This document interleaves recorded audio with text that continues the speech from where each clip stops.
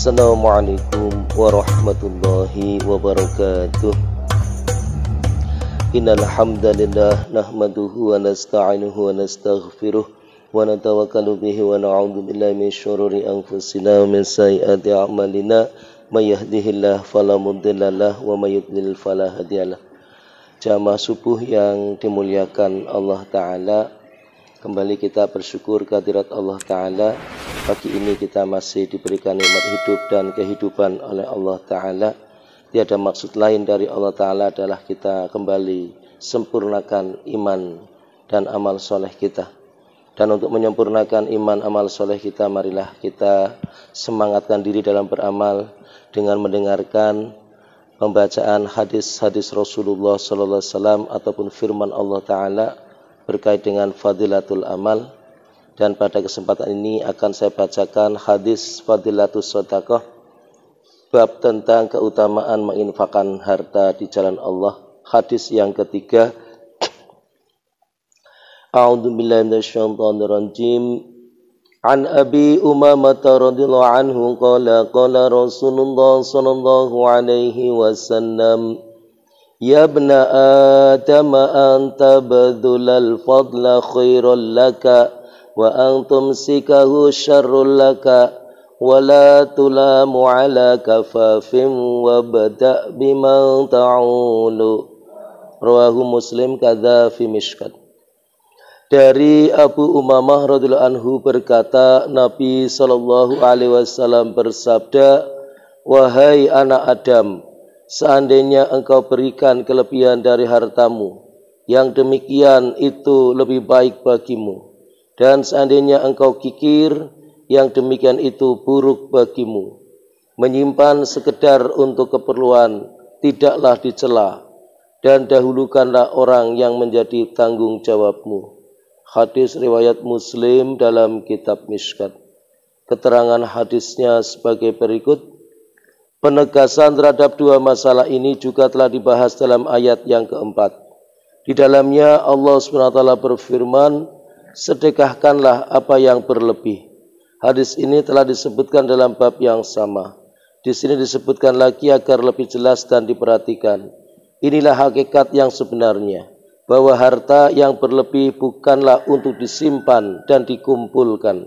Sikap yang paling baik adalah dikumpulkan di khazanah Allah Subhanahu wa Ta'ala, sebuah tempat penyimpanan yang terbaik, yang tidak akan berkurang sedikit pun. Tidak ada musibah apapun yang menimpanya dan yang akan mendatangkan manfaat pada suatu masa yang dahsyat.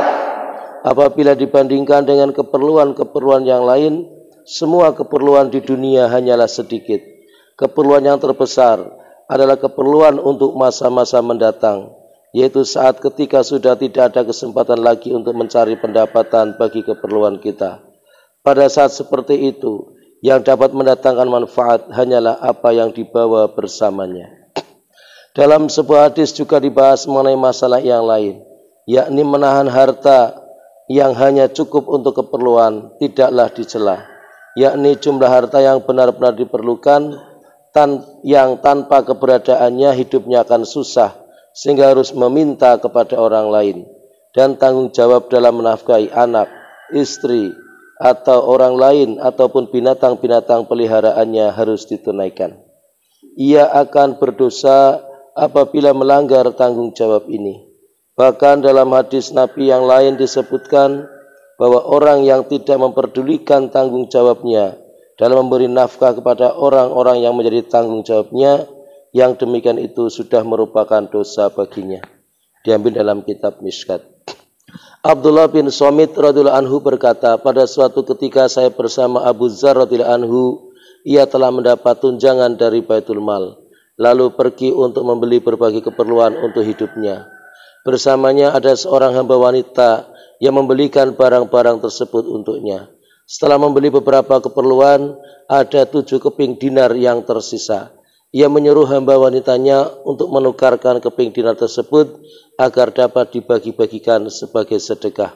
Saya berkata kepadanya, bolehkah sisa keping dirham tadi disimpan untuk keperluan nanti, karena tamu-tamu selalu datang? Ia menjawab, kekasihku Nabi Muhammad SAW telah menjelaskan kepadaku bahwa selama tidak dibelanjakan di jalan Allah, emas dan perak yang disimpan merupakan bara api bagi pemiliknya. Diambil dalam kitab At-Targhib. Begitu banyaknya anjuran-anjuran dari Rasulullah SAW agar menginfakkan harta yang lebih dari keperluan, sehingga para sahabat radhiyallahu anhum telah menyangka bahwa manusia tidak mempunyai hak untuk menyimpan barang-barang yang melebihi keperluannya. Abu Sa'id Al-Khudri radhiyallahu anhu ketika bersama Rasulullah SAW dalam satu perjalanan bertemu dengan seorang yang membawa untanya berkeliling. Maka Nabi SAW bersabda, barang siapa memiliki kendaraan berlebih, hendaknya ia memberikan kendaraannya kepada orang yang tidak memiliki kendaraan.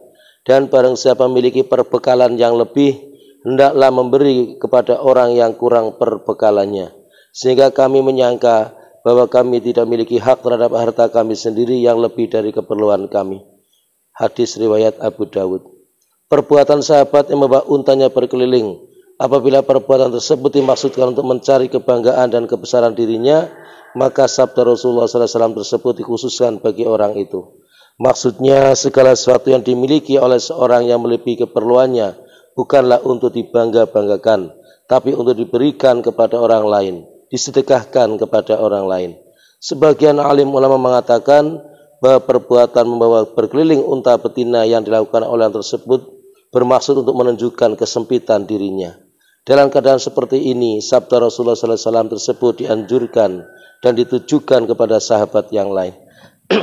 Demikianlah apa yang kita dengarkan dari sebuah hadis yang memberikan satu motivasi bagi kita untuk senantiasa berinfak di jalan Allah Subhanahu wa taala sesuai dengan apa yang telah Allah infakkan, yang telah Allah berikan kepada kita untuk keperluan hidup kita. Mari kita sisihkan infak terbaik kita sehingga menyebabkan harta kita akan dijaga oleh Allah, harta kita akan diberikan kemanfaatan dalam bentuk keberkahan, dan harta kita itu akan menjadi kekayaan kita yang abadi di akhirat. Allahumma amin. Demikian, dan mari kita tutup bersama dengan doa kafaratul majlis. Subhanallah wa bihamdi, subhanakallahumma bihamdika, asyhadu an la ilaha illa anta, astaghfiruka wa atubu ilaik. Assalamualaikum warahmatullahi wabarakatuh.